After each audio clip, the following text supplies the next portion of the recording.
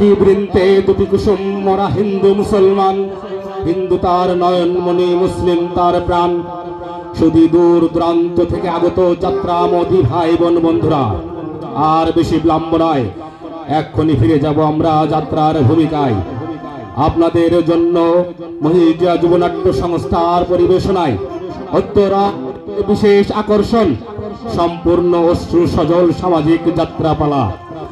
ওপার বাংলার প্রখ্যাত নাট্যকার বাবু রঞ্জন দেবনাথ রচিত, এপার বাংলার সুনাম ধন্য নাট্য পরিচালক বাবু চণ্ডীদাস বৈরাগী পরিচালিত ও অভিনীত সম্পূর্ণ সামাজিক যাত্রাপালা জীবন নদীর তীরে। জীবন নদীর তীরে, জীবন নদীর তীরে।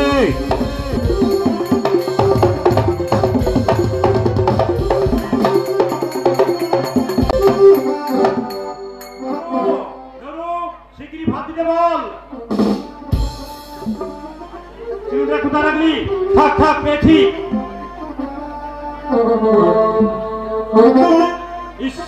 নটা বাজে, 9:42 ট্রেন, আজ লেট হয়ে যাবে। কিরে নারু দিয়েছে না? কিরে হয়নি বর্দা। হয়নি মানে? 9টা বেজে গেছে, এখনো রান্না হয়নি? কি যে করে এরা। আচ্ছা আচ্ছা, তুই মাকে বলে দে, রান্না না হলে আমি হোটেলে খেয়ে নেবো। যা যা, শিখে আমার জায়গা ছিটে নিয়ে আয়। কিরে দাঁড়িয়ে রয়েছি যে, তাড়াতাড়ি আমার মার হাতটা পড়ে গেছে। হাতের ফ্যান গড়াতে দিয়ে মার হাতটা পুড়ে গেছে। এরা দেখছি আমাকে একটু শান্তি থাকতে দেবে না। মা, মাগো, মা, মাগো। কি করে পোড়ালে হাতটা? একটু সাবধানে কাজ করতে পারো না? কদিন বলেছি তাড়াতাড়ি করবার দরকার নেই, রান্না না হলে আমি হোটেলেই খেয়ে নেবো। কানে যাচ্ছে না তোমার? হোটেলে খাবি? আমি মরেছি যে যাবার পর, আমি যতদিন বেঁচে আছি কোন দুঃখে তুই হোটেলে খাবি? তোমাকে আর চোখের জল ফেলতে হবে না। দেখি দেখি কতটা পুড়িয়েছ।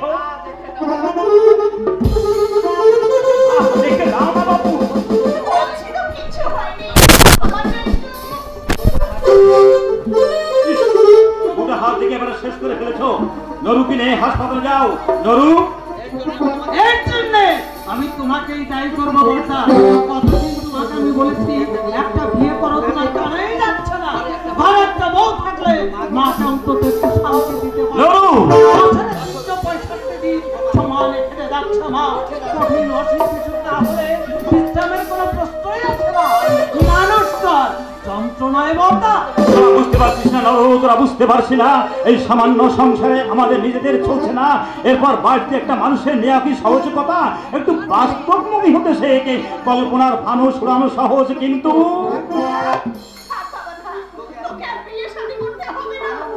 আমি মরেছি যে গেলে তারপর তুমি কপালে যদি সুখ না থাকে কেউ তা দিতে পারে না। অদৃষ্টের বিড়ম্বনা কোন বিধাতার খণ্ডাবে বল? তোর বয়সী ছেলে মেয়েরা ছেলে বউ নিয়ে সংসার করছে, আর তুই কি মুশকিল। আসলে বিয়ে করবার কোনো ইচ্ছাই নেই তোমার। সেম পোস্টে চাকরি করে বিনায়দা বউ ছেলে মেয়ে নিয়ে ঘর সংসার করছে না, নাকি উপোস করে আছে তোমার বন্ধুই দিব্যেন্দু দা। দেখ নরু, আমি তোমাকে কথা দিচ্ছি বর্দা, আমার টিউশনে 30 টাকা আমি তোমার হাতে তুলে দেব। আই উইল প্রমিস বর্দা। কিন্তু নরেন লক্ষ্মী বাবা আমার, তুই আর অবাধ করিস না বাবা। কোথায় এই বয়সে নাতি নাতনি নিয়ে সংসার করবো? সেই সুখ থেকে তুই আমাকে বঞ্চিত করবি শৈল? মায়ের এই সামান্য দাবিটুকু তুই পূরণ করবি না? তোমার কথা আমি বুঝি মা, তোমার কথা বুঝি, কিন্তু এই যুগের মেয়েদের নেই, তুমি কিছুতেই শান্তি পাবে না। বেশিরভাগ মেয়ে হচ্ছে সেলফিশ, আই মানে আত্মকেন্দ্রিক। ভালো খাবো ভালো করবো এই মোটিভ নিয়ে তারা সংসার করতে আসে। আমার এক বন্ধু দিব্যেন্দু বিয়ে করেছে, বিয়ের আগে বেচারি দারুণ অমধু ছিল, অথচ বিয়ের পরে তার চাল চল একেবারে সবকিছু বদলে গেছে। মুখ কেনা যেন সবসময় আসলে মেঘের মতো।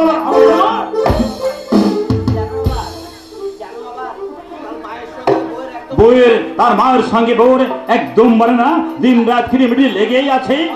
সপ্তাহে বউয়ের 4 দিন সিনেমা দেখা চাই, সকাল 8টার আগে নাকি বউয়ের ঘুমই ভাঙে না। অথচ বঙ্কিমের মা হচ্ছে সাবেকে আমলের মানুষ। আমার মনে হয় দাদা এর জন্যই বঙ্কিম দাও কম দায়ী নয়। তিনি যদি প্রথম থেকে স্ত্রীকে রাজ টানতেন তাহলে পরিস্থিতি অন্যরকম হতে পারত।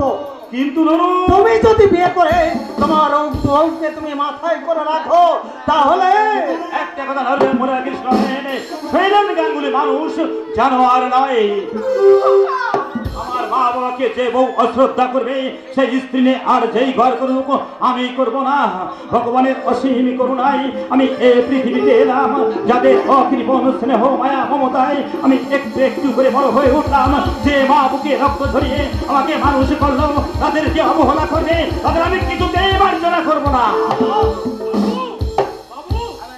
আমি একটা কথা ছিল বটে, আমাকে 7 দিন ছুটি দিতে হবে, আমি ঘরকে যাব। হঠাৎ করো ঘরে যাওয়ার বায়ু উঠলো কেন? এই তো 2 মাস আগে তুই দেশ থেকে বেরিয়ে এলি। এখন গেলে চলবে কি করে? আলুটা লাগিয়ে দিয়ে তারপর চলে যাস। কাঠা 10 মাত্র জমি, তাও যদি পড়ে থাকে তাহলে আমাদের কি করে চলবে বল? দেশে তো তোর মা বাবা নেই আর বিয়েও করিসনি, তাহলে দেশে যাবে কি জন্যে? আমি একটা বিয়ে করবো। কি করবি? বিয়ে? বলিস কি রে বেটা, বিয়ে করবি? এই বিয়ে করে বউকে খাওয়াতে পারাতে পারবি? বলিস তো জন্মজুরি। আমি কাম করবো, আমার বউ কাম করবে, চলবে নাই দুটো পেট। যদি না চলে তখন দেখা যাবে। আমাকে 10 টাকা বেশি দিবেন বাবু, আমি কাম করে সঁজে দেবো। মনোবৃত্তি 3 টাকা রোজ মাইনে পাই। ভুবন যদি 3 টাকা মজুরি পেয়ে বউকে খাওয়াতে পারে, আর তুই মাসে 300 টাকা পেয়ে বউকে খাওয়াতে পারতে পারবি না, তুই কি ভুবনের চেয়েও? দেখো মা, এখানে কিন্তু কোনো খাওয়া পড়ার প্রশ্ন নয়। আমি ভাবছি বউ যদি তোমাদের অশ্রদ্ধা করে তাহলে যে অশান্তি আরো বেড়ে যাবে। সে আমার ভাগ্য বাবা, তার জন্য আমি কোনোদিন কারো কাছে কোনো অভিযোগ করব না। বউ যদি আমাকে খেতে করতে নাই দেয়, মা,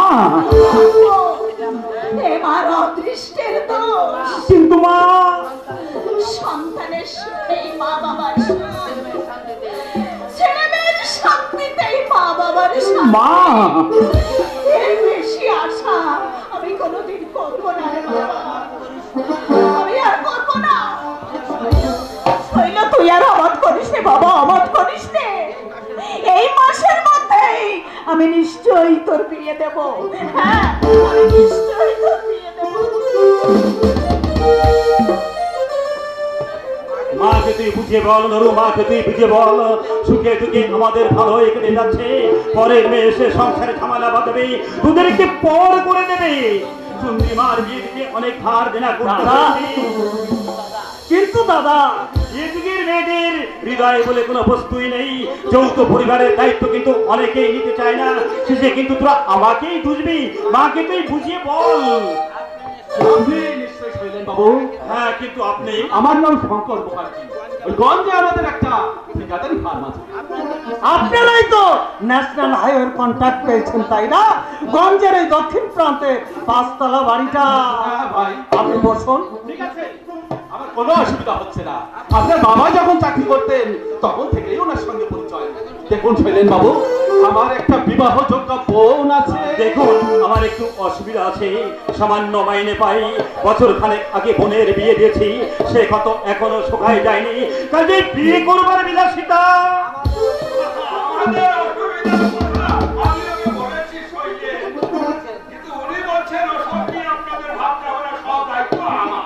কিন্তু বাবা, আমার বোন আপনাদের বোঝা হয়ে আসবে না শৈলেন বাবু, বরং সচ্ছলতা নিয়েই আসবে। আমরা কি চাই জানেন? একটা সচ্চরিত্র বুদ্ধিমান ছেলে, গরিব হোক ক্ষতি নেই, কিন্তু অপদার্থ স্ত্রীমান যেন না হয়। আমার দাদা কিন্তু 100-র মধ্যে 100 নম্বরই পাবে জানেন। আজ পর্যন্ত ভাব করে একটা সিগারেট পর্যন্ত মুখে দেয়। এক কথায় বলতে গেলে কি 20 শতাব্দী সম্পত্তি 50 দশকের কোনো ছাপ নেই আমার মধ্যে। মাফ করো না দাদা। বিধাতার আশীর্বাদের মতো শঙ্করদা যখন উপযাচক হয়ে আমাদের বাড়িতে এসেছে, এখন শঙ্করদার মনি আমাদের বাড়িতে বৌদি হয়ে আছে। আমি কিন্তু মিষ্টি আনতে চললাম।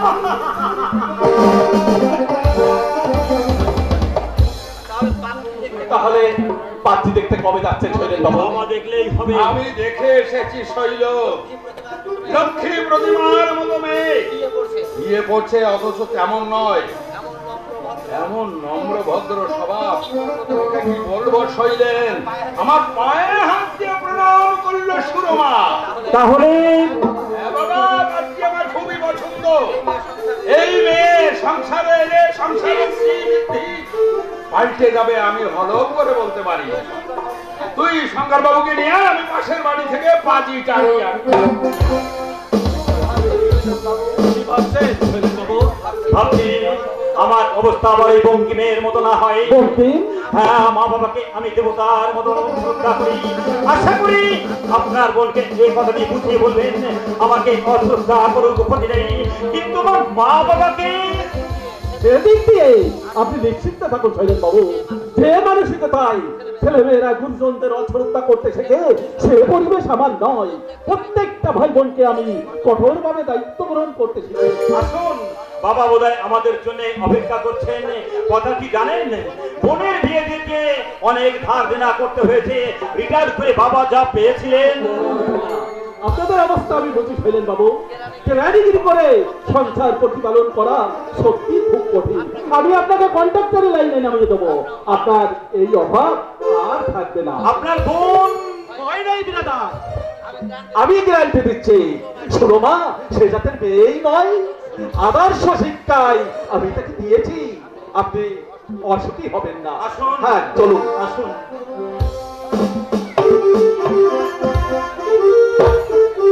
চলে যাচ্ছে এখন থেকে 10 বছর পরের ঘটনায়।